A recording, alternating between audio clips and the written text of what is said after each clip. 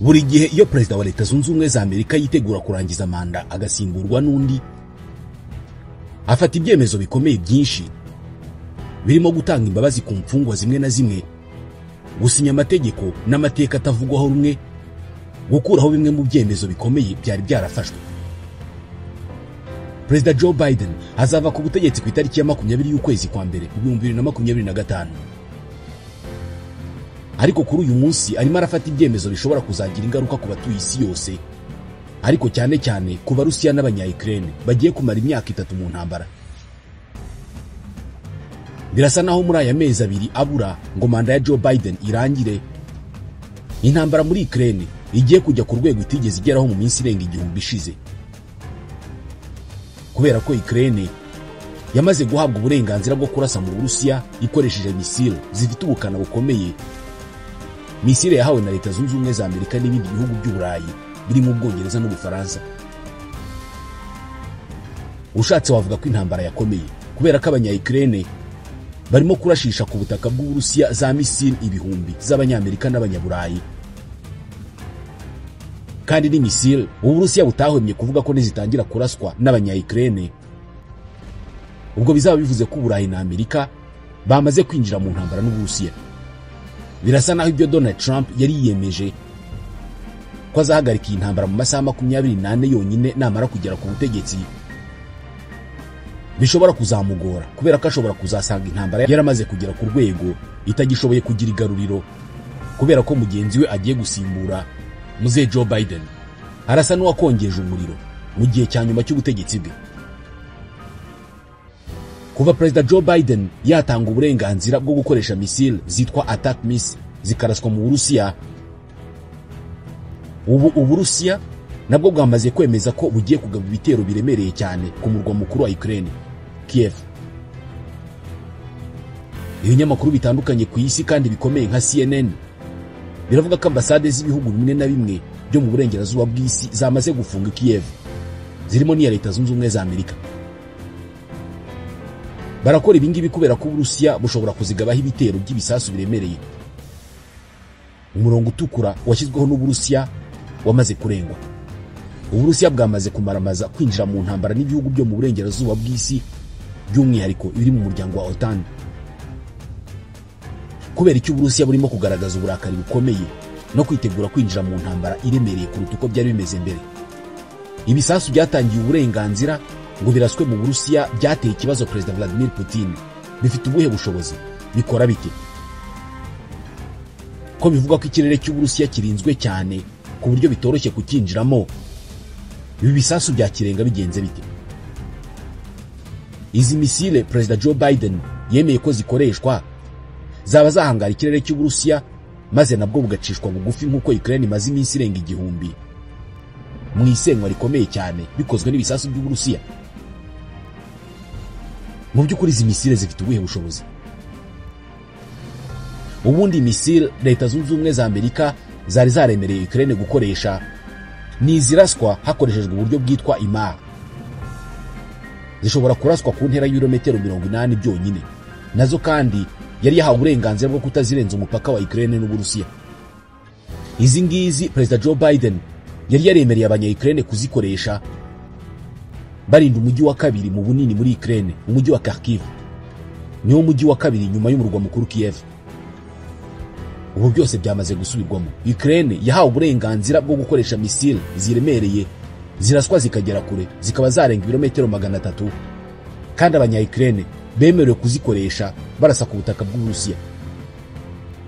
Ubu biravuga ko Ukraine yatangiye gukoresha izi misile nayo igasenya ibice by'Uburusiya bugahinduka amatongo, nk'uko nabwo bwashegeshe Ukraine mu minsi irenga 1000 ishize iyi ntambara irwanwa.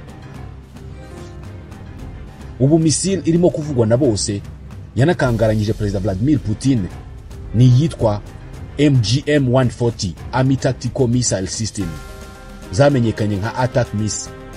Izi ni impine z'aya magambo. Iyi ni misile ifite ubushobozi butagira ingano mu birebana no gusenya ibyo yegereye byose.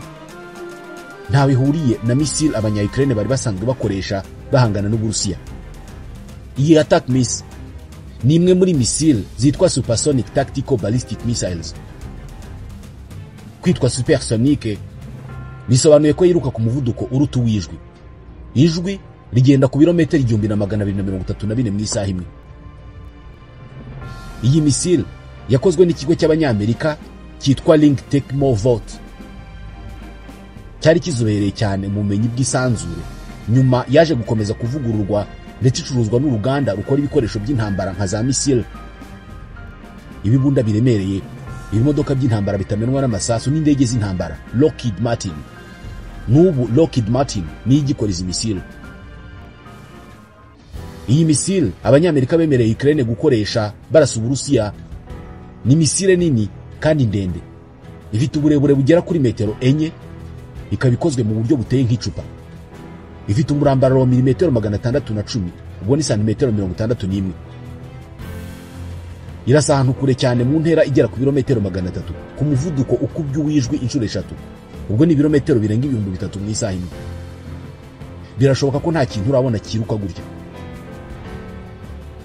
Izi misile ntabwo ziremereye cyane, ibarirwa ibiro 1670, toni imwe n'ibiro birenga 600. Kuyirasa hifashishwa uburyo butandukanye burimo Tracked M270 Multiple Launch Rocket System MLRS na M142 High Mobility Artillery Rocket System IMAR. Ubu ni ubwoko bw'imbunda bashyiraho iyi misile, ubundi bakayirasa ikavuduka ikajya gupfukamisha umwanzi. Misile za ATACMS zigezweho kuri iki gihe ntabwo zari zigeze zikoreshwa muri iyi ntambara y'Uburusiya na Ukraine. Hakoreshwaga misile za kera gusa. Iyi misile yagiye ikoreshwa kuva mu ntambara zo mu kinyejana cya 20. Ubundi izi misile za ATACMS zakozwe bwa mbere mu 1986. Iza mbere zakoreshejwe mu ntambara yo mu Kigobe mu 1991, ubwo misile 32 zakoreshwaga muri operation bise Desert Storm, igihe ingabo z'ibihugu bitandukanye ziyobowe na Leta Zunze Ubumwe za Amerika zarwanaga na Iraq. Ndetse nanone ingabo za Leta Zunze Ubumwe za Amerika zakoresheje misile ubwo zasubiraga muri Iraq mu 2003. Hakoreshejwe ATACMS zigera kuri 450. Muri rusange byageze mu 2015 hamaze gukoreshwa izigera kuri 560, ariko izi zose zari model za kera. Ubu bwoko bw'izi misile za kera bwo bwanakoreshejwe muri iyi ntambara yo muri Ukraine, zakoreshejwe kuva mu kwezi kwa 10 mu 2023. Izi misile zo mu buryo bugezweho zo zagejejwe muri Ukraine zirabikwa, ndetse ku itariki ya 23 y'ukwa gatandatu mu 2023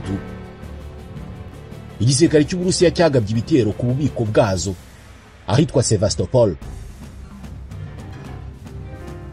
Ni ibitero byagabwe n'indege z'indwanyi z'Abarusiya zituritse ububiko bw'izo misile, maze iturika ridasanzwe rihitana abantu 4, hakomereka 150. Muri uyu mwaka wa 2024 ejo bundi mu kwezi kwa 9 nibwo hatangiye gucicikana amakuru avuga ko Leta Zunze Ubumwe za Amerika ndetse n'ibihugu by'Ubwongereza n'Ubufaransa n'Ubudage ngo baba bagiye kwemerera Ukraine gukoresha izi misile bayihaye ngo izirashishe mu Burusiya. Icyo gihe adaciye ku ruhande, Perezida w'Uburusiya Vladimir Putin yahise avuga ko ibyo nibikorwa bizatuma intambara ihindura imiterere, kubera ko ubwo ngubwo bizaba bivuze ko ku mugaragaro ibi bihugu bya Leta Zunze Ubumwe za Amerika, Ubwongereza n'Ubufaransa ndetse n'Ubudage bizaba byinjiye mu ntambara byeruye n'Uburusiya. Gusa aya magambo ya Vladimir Putin, Perezida wa Leta Zunze Ubumwe za Amerika Joe Biden yari yasuzuguye cyane, ahubwo ejo bundi rwose kuwa kabiri yatanze uburenganzira kuri Ukraine bwo gukoresha izo misile, ndetse Ukraine yanatangiye kwahuranya ikirere cy'Uburusiya ikoresheje izo misile ziremereye. Ubu iza mbere zamaze kuraswa ku butaka bw'Uburusiya. Ibi bivuze ko Ukraine ibashije kugira nyinshi muri izi misile ikarasa mu Burusiya ku mubare munini, nk'uko Abarusiya babigenje barasa kuri Ukraine kuva intambara yatangira. Iyi ntambara ishobora no kuvamo iy'isi ya gatatu. Ku itariki ya 20 y'ukwezi kwa mbere mu 2025 Donald Trump yazagera ku butegetsi asanga imijyi n'ibyaro by'Uburusiya nabyo byarahindutse amatongo, nta muriro, nta mazi. Muri make hari ibice by'Uburusiya byaba byararekeye kubaho. Ibi ngibi byaba atari ikintu cyiza, kubera ko guhagarika iyi ntambara ya Ukraine n'Uburusiya byagorana. Bwana Trump yasanga Vladimir Putin yaramaze kurenga igaruriro, yaramaze gufata icyemezo cyo guhotora Ukraine yifashishije ibyo afite byose. Ibyo kugumana burundu ubutaka yamaze gufata yaba atakibikeneye, ahubwo ashaka gufata Ukraine yose uko yakabaye. Ni ikintu cyagora cyane Donald J. Trump gutambamira, kubera ko byafatwa nk'Amerika itererana abasangira ngendo bayo kandi ari igihangange.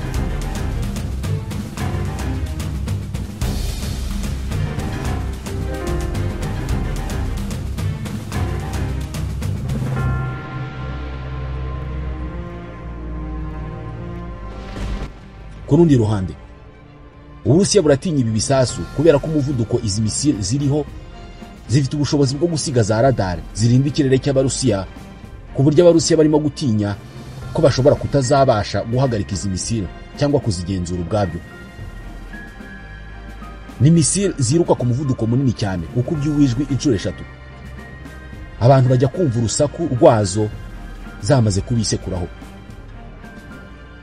Impamvu rero ikomeye Uburusiya buhindishwa umushyitsi n'izi misile ni uko uburyo bwabo bwo kurinda ikirere butashobora kuzikumira. Ubwo bivuze ko mu gihe cyose zaraswa mu Burusiya zaba zigenda nta rutangira, zikisekuraho zitumwe hose niyo haba Moscow.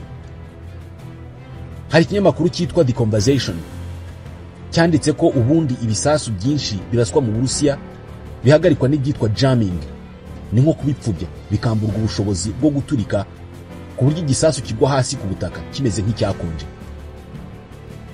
Iyo batabigenje uku, hagabanywa ubukana bw'ibyo bisasu hashingiwe ku ikoranabuhanga rya GPS.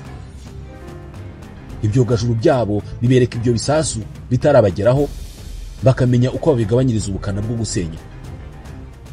Gusa izi misile za ATACMS zo zikora mu ikoranabuhanga ryo ku rwego rwo hejuru bituma udashobora kuzihagarika ukoresheje ikoranabuhanga ry'Abarusiya, kuko izi misile zikora mu buryo GPS zitayibona bitewe n'uko zihindura imikorere yazo buri kanya. Mu mwanya muto zishobora gukoresha ubundi buryo bwo kwihisha bwitwa inertia guidance system. Ni uburyo bushingiye ku byitwa gyroscope, buzifasha gukwepa za radar ku buryo kubona ibi bisasu no kubipfubya bihinduka ikintu kidashoboka. Iki gisasu kimwe kikorera umutwe w'ibisasu upima ibiro 227 kikikubita ahantu hagasandara. Ubu buhangange bw'izi misile nibwo butuma ibi bisasu bishobora guhangara ubwirinzi bw'Uburusiya. Nicyo gituma wumva Vladimir Putin ndetse n'abakozi be nka Dmitry Peskov na Sergei Lavrov ushinzwe ububanyi n'amahanga ndetse n'abandi bose bafite impungenge ndetse bavuga ko Leta Zunze Ubumwe za Amerika zarenze umurongo utukura. Gutanga uburenganzira kuri Ukraine bwo gukoresha izi misile zirasa kure birasa n'ibyatumye ibindi bihugu bisanzwe bizifite bitangira kuziha Ukraine, kubera ko nk'ubwo gutanga ubu burenganzira kuri Ukraine bivuze ko Leta Zunze Ubumwe za Amerika ziri bwongera umubare w'izo misile zoherezwa muri Ukraine.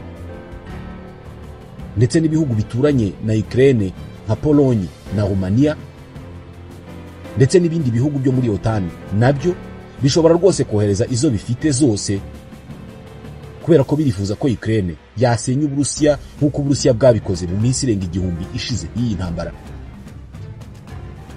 Ubwo rero byo gutanga uburenganzira bwo gukoresha misile ziraswa zikagera kure za Leta Zunze Ubumwe za Amerika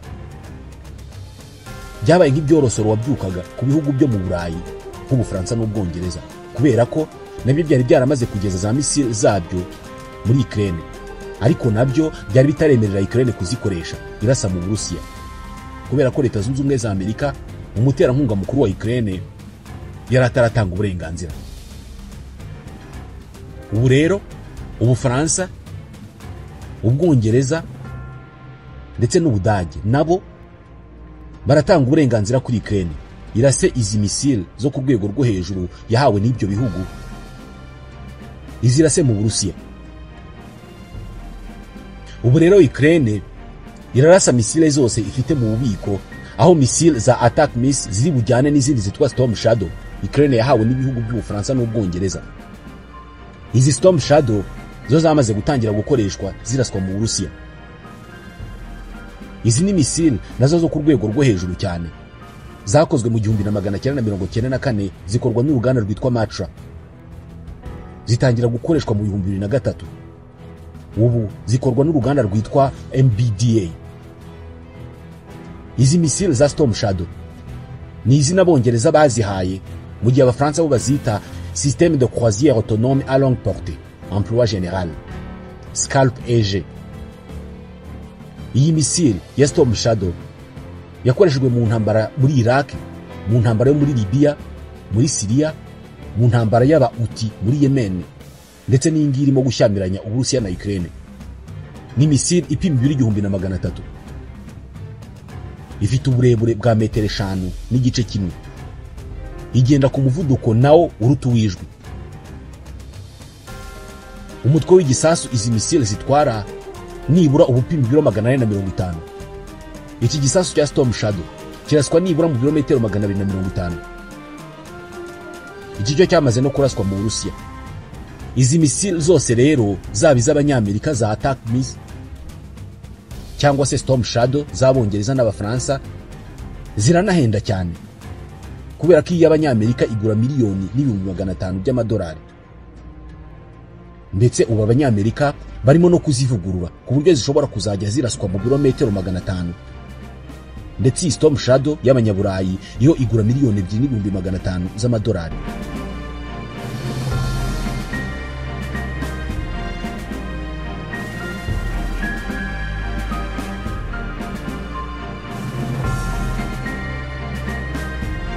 Gusa nubwo Leta Zunze Ubumwe za Amerika zo zamaze guha Abanya-Ukraine uburenganzira bwo gukoresha izi misile zabo, Ubudage bwo buracyifashe rwose.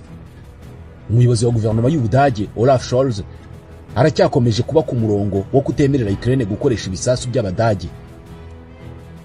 Uyu muyobozi wa guverinoma y'Ubudage aracyumva ko kwemerera Ukraine kurashisha izi misile Uburusiya ari ikibazo gikomeye cyane cyazamuriye intambara, bikaba byatuma Perezida Vladimir Putin akoresha ibisasu kirimbuzi.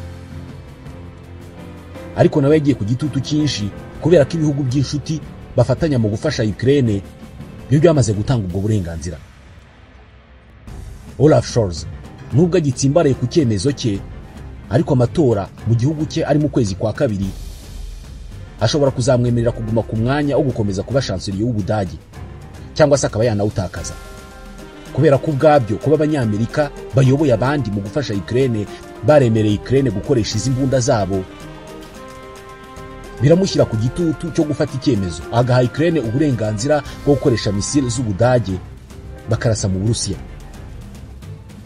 Iyi ngingo yo gufasha Ukraine yamaze kuba ingingo ishobora no kuzashingirwaho mu guhita muzajya ku mwanya uyobora Ubudage, kubera ko nk'ubwo uwitwa Friedrich Merz uyobora ishyaka ryitwa Christian Democratic Union unahabwa amahirwe yo kuba ashobora kuba chancelier mushya w'Ubudage, avuga ko igihe yaba atsinze amatora we atazuyaje azahita aha Ukraine uburenganzira bwo gukoresha za misile zitwa Taurus z'Abadage bakarasa mu Burusiya. Ku rundi ruhande, icyemezo cya Leta Zunze Ubumwe za Amerika cyo kwemerera Ukraine gukoresha ibi bisasu biremereye kandi bigera kure kirahindura cyane icyerekezo cy'iyi ntambara, kubera ko Uburusiya nabwo buragira icyo bukora. Gusa hari abasesengura politike bavuga ko nta kintu bizafasha Ukraine, kubera ko ntabwo ishobora gutsinda Uburusiya muri iyi ntambara.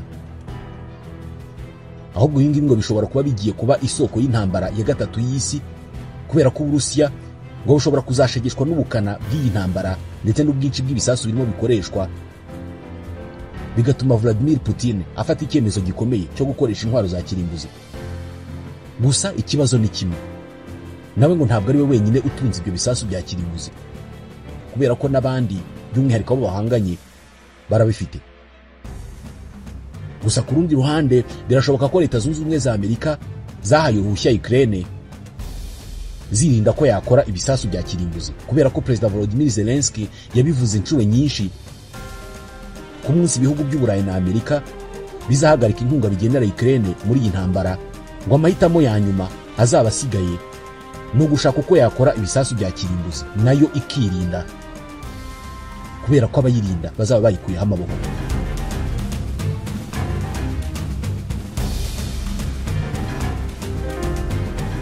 Birasa naho igisubizo gitegerejwe kuri Perezida Donald Trump uzafata ubutegetsi mu kwezi kwa mbere. ikindi ntawe uzi icyo Perezida Vladimir Putin utajya uvuga byinshi agiye gukora. Muri make ntawe uzi aho iyi ntambara irimo kwerekeza.